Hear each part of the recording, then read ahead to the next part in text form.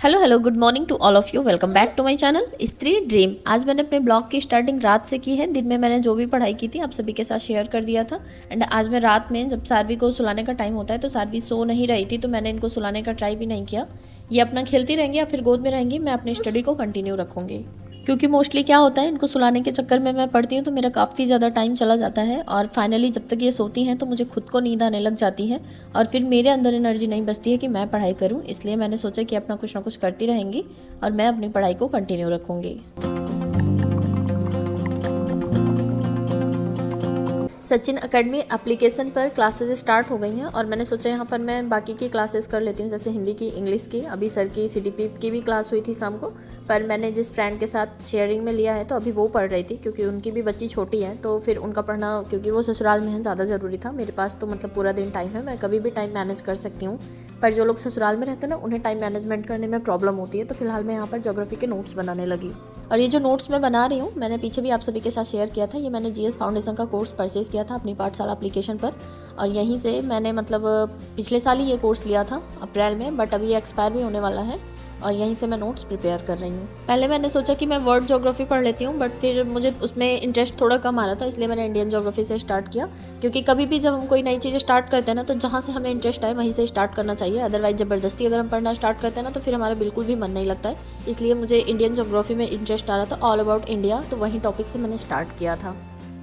आज मेरे साथ जिनकी वजह से मैं जौनपुर में हूँ वो भी हैं, क्योंकि उनकी भी पार्टनर चली गई हैं, जिनको मैंने पिछले वीडियोस में बताया था कि जीएनएम का कोर्स कर रही हैं। और मेरी भी पार्टनर कल घर पर चली गई हैं होली के लिए। कल ये भी चली जाएंगी फ़िलहाल, इसलिए ये भी अकेली थी, मैं भी अकेली थी, तो यहीं पर आ गई थी ये पढ़ने के लिए। तो वो भी अपना पढ़ रही हैं। लगभग 1 घंटे के आसपास सारवी भी अपना उसी में पढ़ लिख रही थी और थोड़ा बहुत गोद में भी थी। मैं इनको गोद में भी थोड़ी देर मतलब अपने नोट्स प्रिपेयर कर ली थी गोद में रख कर। और उसके बाद फिर सारवी फाइनली सो गई एंड वो भी सो गई, क्योंकि उनको भी सुबह क्लासेस जाना था। एंड वो मॉर्निंग में उठकर पढ़ना प्रेफर करती हैं, बट मैं मॉर्निंग में उठकर पढ़ नहीं पाती हूँ। वैसे मॉर्निंग में पढ़ना काफ़ी अच्छा होता है, हमारा माइंड एकदम शांत होता है, पर जिनके छोटे बच्चे उनके लिए शायद पॉसिबल नहीं है। वैसे अब तो मैं ट्राई करती हूँ कि मेरे पास जब भी जो भी टाइम बचे, 10 मिनट, 20 मिनट, 25 मिनट, 1 घंटे, उस टाइम को मैं यूटिलाइज़ करने की कोशिश करूँ। फिलहाल अभी सारवी सो गई हैं तो अभी का टाइम मैं यूटिलाइज़ करूँगी। कभी कभी क्या होता है कि सारवी सो जाती हैं तो फिर 3-4 घंटे कंटिन्यू सो लेती हैं, और कभी कभी क्या होता है ना, बीच बीच में उठती रहती हैं। तो मैं भी अक्सर ऐसा होता है कि साथ में मतलब सुलाने की वजह से लेट जाती हूँ एंड सो जाती हूँ, बट आज मैंने ऐसा नहीं किया। जब ये उठी हैं तो मैंने इनको गोद में ले लिया है, और ये जब गोद में फिर से सो गई हैं तो फिर से मैंने इन्हें नीचे सुला दिया है। क्योंकि ऐसे ना बहुत ज़्यादा मतलब एक एक दिन वेस्ट होते जा रहा है, कोई मतलब नहीं निकलेगा। मुझे ऐसा लगता है ना, मुझे यहाँ पर आकर समथिंग 10 दिन होने वाले हैं, और 10 दिन में मैंने बहुत कम पढ़ाई की है अपने अकॉर्डिंग। क्योंकि मैं स्कूल या कॉलेज की पढ़ाई नहीं कर रही हूँ, मैं कॉम्पिटिटिव एग्ज़ाम की प्रिपरेशन कर रही हूँ। तो इसके लिए जितना पढ़ो उतना कम होता है, क्योंकि हमारा सिलेबस ना कभी भी कवर नहीं हो पाता है।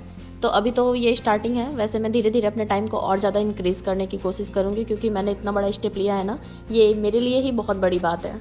आप अगर कोई भी बैच परचेज़ करते हैं ना, तो साथ में मतलब जो भी लेक्चर होता है, पीडीएफ भी आपको प्रोवाइड कराया जाता है, और उस पीडीएफ से ही मैं अपने नोट्स प्रिपेयर कर रही हूँ। क्योंकि क्लास देख लेते हैं, और क्लास देखने के बाद जब हम पीडीएफ से लिखते हैं ना, तो वैसे भी काफ़ी सारी चीज़ें हमें गेन हो जाती हैं। और उसके बाद जब हम अपने नोट्स को 2-3 बार रिवाइज कर लेते हैं ना, तो सारा कॉन्सेप्ट हमें समझ में आ जाता है। अगर आप किसी भी कॉम्पिटिटिव एग्ज़ाम की प्रिपरेशन कर रहे हैं, चाहे कोई बड़ा एग्ज़ाम है, छोटा एग्ज़ाम हो, या फिर टीचिंग एग्ज़ाम हो, किसी भी एग्ज़ाम के लिए तो आपको जीएस पढ़ना ही पड़ेगा। एंड मैं सजेस्ट करूँगी आप सभी को कि यूट्यूब पर तो सारा कंटेंट अवेलेबल है ही, बट अगर हम कहीं एक जगह से कनेक्ट हो जाते हैं ना, तो सारी चीज़ें हमें बहुत अच्छे से क्लियर होने लग जाती हैं। हमें कहीं से कोई भी टॉपिक सर्च नहीं करना पड़ता है, एक जगह से हम लोग अच्छे से पढ़ सकते हैं। एंड उसके बाद अगर हमें नहीं वहाँ से समझ में आ रहा है, अदरवाइज़ फिर हम कोई टॉपिक सेलेक्ट करके उसे सर्च करके फिर से पढ़ सकते हैं, तो और भी ज़्यादा बेटर होगा। क्योंकि इतना आसान नहीं है, कॉम्पिटिटिव एग्ज़ाम है। अगर हम लोग सोचें कि खुद से ही सारी चीज़ें पढ़कर हम लोग एग्ज़ाम क्लियर कर लेंगे ना, तो शायद ये थोड़ा सा डिफ़िकल्ट होगा। ऐसा नहीं है कि नहीं होगा, हो जाएगा, बट थोड़ा सा डिफ़िकल्ट होगा। मैं प्रेफर करती हूँ अब कि कोई बैच परचेज़ कर लेते हैं एंड एक ही जगह से लगातार मेहनत करते हैं, कंटिन्यूटी बनाए रखते हैं, तो हम लोग भी ज़रूर सफल हो जाएंगे। क्योंकि बैच से पढ़ने के बाद मुझे एक चीज़ समझ में आई है। पहले मैं ऐसा नहीं सोचती थी, पहले मैं भी यही सोचती थी कि मैं यूट्यूब से ही पढ़ के मतलब अपना एग्ज़ाम क्वालिफाई कर लूँगी। एंड कई बार ऐसा हुआ है कि मैं मतलब नियर अबाउट पहुँच भी गई हूँ एग्ज़ाम में कट ऑफ के। पर अभी जब बैच में पढ़ती हूँ ना, तो मुझे ऐसा लगता है कि सारी चीज़ें वहाँ पर फ्री में नहीं बताते हैं। क्योंकि जो टीचर यूट्यूब पर फ्री ऑफ कॉस्ट पढ़ाते हैं, वही टीचर का अपना खुद का एक एप्लीकेशन होता है, एंड वहाँ पर वो पेड बैच भी चलाते हैं। तो कुछ तो डिफरेंसेस होंगे, इसीलिए पेड बैच चलाया जाता है। अदरवाइज़ यूट्यूब तो है ही, पर थोड़ा सा मतलब टाइम ज़्यादा लग सकता है, सारी चीज़ें, सारा कंटेंट वहाँ पर अवेलेबल नहीं हो पाता है। बाकी मेरे कहने का ये मतलब नहीं है कि आप लोग पेड बैच ज़रूर परचेज़ करें। आप लोग ऐसा भी कर सकते हैं कि कोई भी स्टैंडर्ड बुक फॉलो कर सकते हैं, क्योंकि बैच भी मतलब वही बुक फॉलो करके ही पढ़ाया जाता है। तो आप अपने सुविधा के अनुसार देख सकते हैं कि आपको कैसे कंफर्टेबल होता है।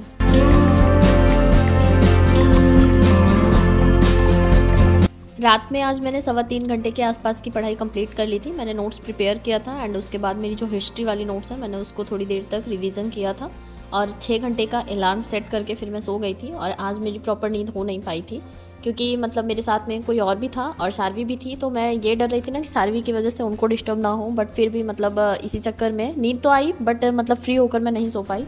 और सुबह ही उठकर वो चली भी गई थी अपने रूम पर, क्योंकि उन्हें क्लासेस भी जाना था। और मैं सारवी सो रही थी, इसलिए इधर किचन के साइड आ गई थी। वहाँ पर लाइट मैंने नहीं ऑन किया और यहाँ बैठकर फिर से अपने नोट्स का रिवीजन करने लगी जो मैंने रात में बनाया था। मैंने पीछे आप सभी के साथ शेयर किया था कि मैंने एक टाइम टेबल बनाया है। फिलहाल अभी मैं उसे ही फॉलो करने की कोशिश कर रही हूँ, पर अब मुझे ऐसा लगता है ना कि मेरे पास और भी एक्स्ट्रा टाइम बच जाते हैं। जैसे कि अभी मैं सोने के लिए 6 घंटे का टाइम फिक्स कर ली हूँ। सुबह उठ जाती हूँ, सारवी साथ में अभी 2 दिन से तो नहीं उठ रही हैं, क्योंकि थोड़ी देर लेट ही उठती हैं। अगर 10 मिनट का भी टाइम मिलता है ना तो वो भी मेरा बचता ही है। तो मैं सोचती हूँ उसमें भी मैं रिवीजन ही कर लूँ। फिलहाल आज भी 25-30 मिनट के आसपास का रिवीजन मैंने कर लिया था, थोड़ा सा छोड़कर, मतलब पूरी नोट्स अच्छे से रिवाइज कर लिया था। और सारवी भी उठ गई थी, तो फिर मैं आ गई थी किचन में और बर्तन वगैरह साफ़ करूँगी, बाकी के काम करूँगी जो मैंने 4 घंटे में करने के लिए फ़िक्स किए थे।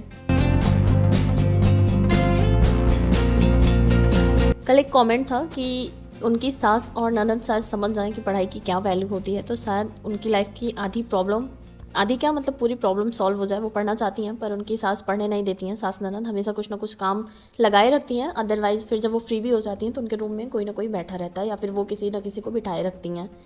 पढ़कर मुझे बहुत अजीब लग रहा था कि हम लोग मतलब ऐसे, फिलहाल मेरे साथ तो ऐसा कभी नहीं हुआ है, पर मैंने ऐसे बहुत सारे लोगों को देखा है कि वो ये वाली सिचुएशन को फेस करते हैं।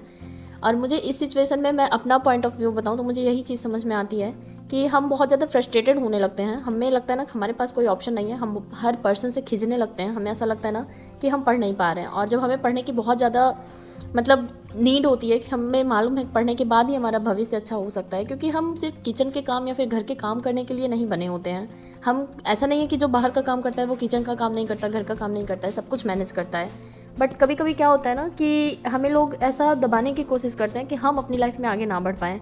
मैं उनको सजेशन देना चाहूँगी कि आप अपना काम अपने टाइम पर कंप्लीट कीजिए। अगर आपके रूम में कोई बैठा हुआ होगा तो आपके घर में कोई कोना होगा, सीढ़ी होगी या फिर किचन में कहीं बैठने की जगह होगी। आप अपनी बुक्स उठाइए और वहाँ जाकर बैठिए। शायद इस चीज़ से उन लोगों की थोड़ी सी शर्मिंदगी महसूस हो और वो लोग समझ पाएँ कि शायद उनको ऐसा नहीं करना चाहिए। क्योंकि जो सिचुएशन आप बता रही हैं ना, इस सिचुएशन में मोस्टली यही होता होगा कि आपको बहुत ज़्यादा गुस्सा आती होगी और पूरा दिन आपका ना एकदम वेस्ट हो जाता होगा। आपको समझ में ही नहीं आता होगा कि मैंने पूरा दिन किया क्या।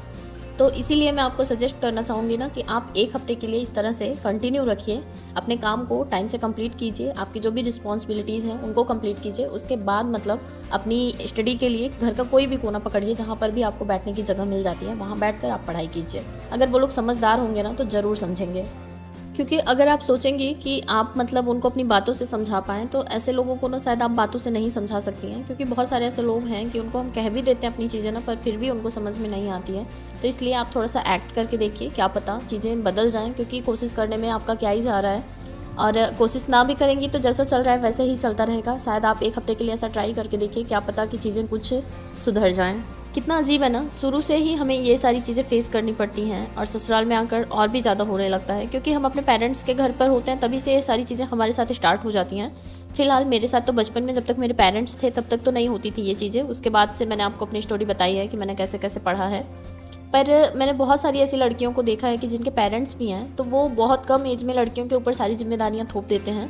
मेरे तो फिलहाल पेरेंट्स नहीं थे, पर ऐसे बहुत सारे लोग हैं। पहले मुझे ऐसा लगता था ना कि शायद मेरे पेरेंट्स होते तो मेरे साथ ऐसा नहीं होता, पर मैं ऐसा देख पा रही हूँ, आप लोगों के भी कमेंट्स पढ़ती हूँ तो मुझे ऐसा फील होता है ना कि आप सबके पेरेंट्स हैं, मतलब लोगों के पेरेंट्स हैं, फिर भी ये सारी चीज़ें उन लोगों को फेस करनी पड़ती हैं। कितना बुरा है, बहुत अजीब लगता है मुझे कि मतलब हम लोग इतना करना चाहते हैं। मुझे तो कभी कभी फील होता है कि हम लोगों के लिए कोई अलग से कंसेशन देना चाहिए या फिर कुछ तो एडवांटेज देना चाहिए, क्योंकि हम लोग बहुत मेहनत करके पढ़ रहे हैं। जिस कंडीशन में हम लोग पढ़ रहे हैं ना, अगर इस कंडीशन में हमें थोड़ी सी छूट मिल जाए या फिर पढ़ने के लिए कोई मौका मिल जाए स्टार्टिंग से ही, तो शायद हम लोग ना अपनी लाइफ को बहुत ही बेहतर बना सकते हैं। अपनी लाइफ के साथ साथ अपने घर की भी मतलब चीज़ें बहुत अच्छे से बेटर बना सकते हैं। फिलहाल कुछ भी हो जाए, कोई भी सिचुएशन हो, पढ़ाई नहीं छोड़नी है, क्योंकि पढ़ाई ही एक हथियार है हमारे पास जो हमारे जीवन को चेंज कर सकता है। अदरवाइज ज़िंदगी तो ऐसे भी बीती जाएगी। और मुझे तो मौका मिला है पर थोड़ा लेट मिला है, क्योंकि अभी मेरे पास बच्चा है, थोड़ी सी प्रॉब्लम हो रही है, पर मैं अपनी पूरी कोशिश कर रही हूँ कि मैं मतलब जल्दी से जल्दी कुछ अचीव कर लूँ अपनी लाइफ में, क्योंकि इससे भी ना बहुत सारे लोगों को मोटिवेशन मिलेगा। खाना खाने के बाद सारवी को मैंने सुला दिया था, इनको भी दाल रोटी खिला दिया था, और इनके सोने के बाद फिर मैं बैठ गई थी करंट अफेयर पढ़ने के लिए। और करंट अफेयर के लिए मैं 2 ही चैनल फॉलो करती थी, एक तो RNA होता था जो अंकित सर का फ्री ऑफ कॉस्ट होता था, बट अभी वो खुद एप्लीकेशन में पढ़ाते थे पीछे, पर अभी कोई और सर पढ़ाने लगे हैं तो मुझे उनसे पढ़ना उतना अच्छा नहीं लगता है, तो मैं फिर से कुमार गौरव सर को फॉलो करने लगी हूँ। आप लोग भी उनको 2-3 दिन कंटिन्यू देखिएगा, कुमार गौरव सर को, करंट अफेयर के लिए, तो शायद आप लोगों को भी समझ में आएगा, क्योंकि वो साथ ही साथ काफ़ी सारी स्टैटिक जीके भी कराते हैं, और मतलब जो पढ़ाते करंट अफेयर उसका भी लल्लन टॉप सीरीज चलाते हैं, मतलब रिवीजन भी होता रहता है। फिलहाल आज है सैटरडे, तो मेरे हस्बैंड का आज हाफ डे रहता है, तो फिर अभी वो कॉल किए थे और सारवी भी बीच में उठ गई थी, तो मैंने उनको बोला कि मैं इनको कुछ खिला पिला कर वापस से मतलब थोड़ी देर बाद कॉल कीजिए। तो मैंने फिर आज इतनी ही पढ़ाई करी थी। बाकी आज के लिए बस इतना ही, मिलती हूँ कल फिर एक नए वीडियो ब्लॉग में।